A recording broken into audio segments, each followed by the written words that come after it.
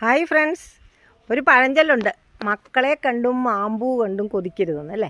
ദേ പക്ഷേ ഞാൻ ഇപ്പോൾ നിങ്ങളെ ഒരു കാര്യം കാണിക്കാനാണ്, മാവ് പൂത്തിരിക്കുന്ന കാണിക്കാനാണ്. എന്തുമാത്രം പൂക്കളാണെന്നറിയാം. മാവ് നന്നായിട്ട് ഇത്തവണ എല്ലായിടത്തും കാണുന്നുണ്ട് കേട്ടോ, പൂത്തിട്ടുണ്ട്. നിറച്ച് പൂത്ത് ഇങ്ങനെ ഉണ്ണിമാങ്ങ വിരിഞ്ഞ് നിൽക്കുന്ന ആ പ്രായമാണ് കേട്ടോ. ഏറ്റവും താഴത്ത് നിന്നുകൊണ്ട് പറിച്ചെടുക്കാവുന്ന മാങ്ങയത് കണ്ട.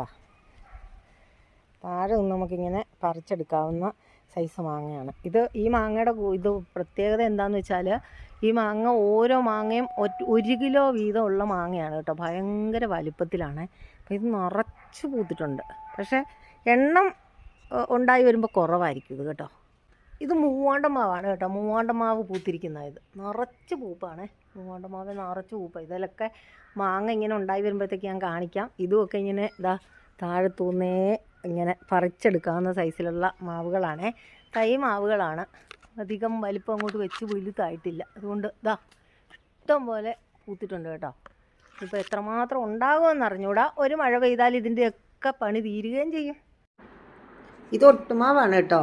ഇതിൻ്റെ പ്രത്യേകത എന്താണെന്ന് വെച്ചാൽ, ഇതിൽ നിറച്ച് മാങ്ങ ഇങ്ങനെ ഇറിഞ്ചിക്കൊല പോലെ കിടക്കും. മഴയില്ലെങ്കിൽ ഇപ്രാവശ്യം നന്നായിട്ട് മാങ്ങ പിടിക്കും കേട്ടോ. ഇഷ്ടംപോലെ മാങ്ങ ഉണ്ടായിരിക്കുമെന്നാണ് എൻ്റെ പ്രതീക്ഷ. കണ്ടോ, എല്ലാം ഇതും ഇങ്ങനെ പറിച്ചെടുക്കാവുന്ന ഉയരത്തിൽ തന്നെയുള്ള മാങ്ങകളാണ്. ഇനിയുള്ളത് ഞങ്ങളുടെ പടിഞ്ഞാപ്പുറത്ത്, അതായത് വെസ്റ്റ് പാർട്ടിലാണേ വരും. പക്ഷേ ഇതിൻ്റെ ഒരു കുഴപ്പം എന്താണെന്ന് വെച്ചാൽ, വേഗം അങ്ങോട്ട് ഇത് ചെയ്ത് പോകും, പുഴുവെടുക്കും. ഒരു മഴത്തുള്ളി, ഒരു തുള്ളി മാങ്ങയിലേക്ക് വീണ് കഴിഞ്ഞാൽ അത് പുഴുവായി പോകും. അതുകൊണ്ട് ചെറുപ്രായത്തിൽ തന്നെ പറിച്ചാൽ നന്നായിരിക്കും. ഓരോന്നൊക്കെ ഉണ്ടായി കിടപ്പുണ്ട് മാങ്ങയൊക്കെ. ഇതും നിറച്ച് പൂത്തിട്ടുണ്ട്. ഈ മാവിന് മൽഗോവ മാങ്ങയാണെന്നാണ് പറയുന്നത്. ഇത് വലിയ മാങ്ങയാണ്. അപ്പോൾ ആകപ്പാടെ ഇതുവരെ ഒരു 5-8 എണ്ണമൊക്കെ ഉണ്ടായിട്ടുള്ളൂ കേട്ടോ. ആകപ്പാടെ 2 ഒരു 3-4 കൊല പൂവുണ്ടാകും. ഒരു തൈ മാവാണ്, വെച്ചിട്ട് അധികം ആയിട്ടില്ല.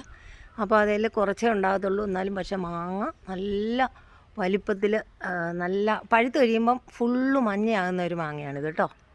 അതിൽ കുറച്ച് പൂക്കൾ ഉണ്ട്. ഇതിൽ എന്തുമാത്രം ഉണ്ടാകുമെന്ന് നമുക്കറിഞ്ഞുകൂടാ.